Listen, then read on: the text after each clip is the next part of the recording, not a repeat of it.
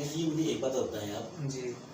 जैसे कि मैंने कई चौराहों पर देखा है, अपने पास में यहीं ले लीजिए अजमेर रोड पर ही 200 बाईपास पर जो टोली बना करके यहाँ किन्नर या आपके असम कहा जाए इंटरसेक्स। हाँ। वो यहाँ पर भीख मांगते रहते हैं। जी जी जी। तो उनमें और इसमें क्या फर्क है?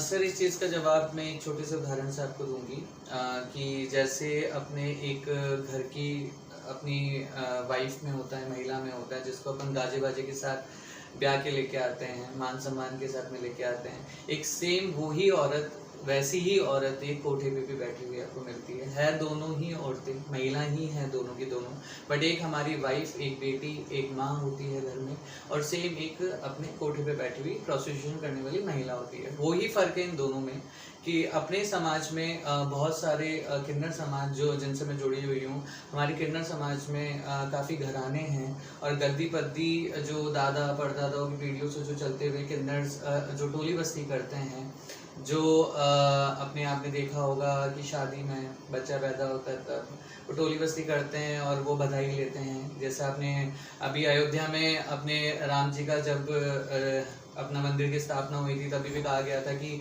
एक राम जी ने वरदान दिया था किन्नर समाज को, तो वो एक रियल किन्नर्स हैं। लेकिन जो आप ट्रेनों में, आप बसों में, आप अपने जयपुर में 200 फीट बाईपास पे देखोगे, ये एक मेरे हिसाब से कि ये फेक किन्नर हैं।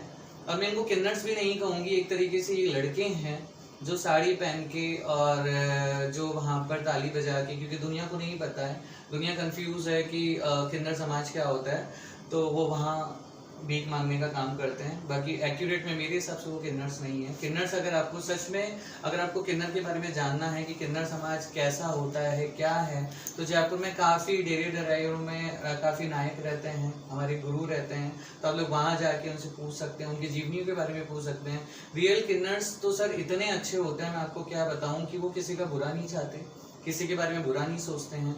लेकिन कुछ एक मैं कहूँगी कि जैसे ये एनजीओ चलाने वाले लोग हो गए हैं।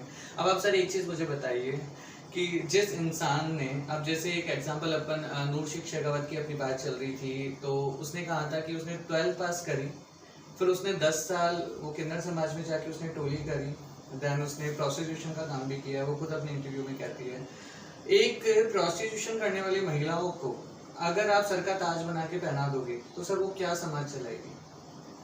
आप मुझे ये चीज़ बताइए। आज एक टेररिस्ट को अगर मैं, आप एक एग्जांपल दीजिए, मैं एक एग्जांपल के थ्रू इसको एक्सप्लेन करती हूँ। एक टेररिस्ट को अगर मैं देश का प्राइम मिनिस्टर या अपने इसका डिस्ट्रिक्ट का अपन सीएम बना दें, तो क्या वो अपना राज्य चला पाएंगे?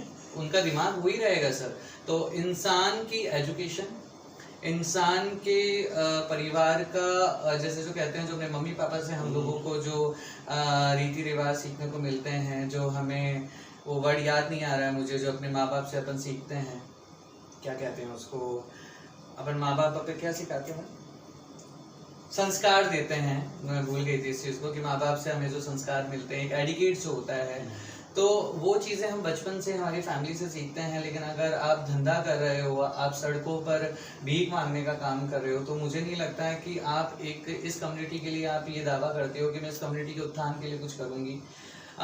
जैसे मैंने बहुत जगह सुना है कि मैंने महारानी कॉलेज में, मैं पहली ऐसी महिला हूँ जिसने महारानी कॉलेज में एडमिशन लिया।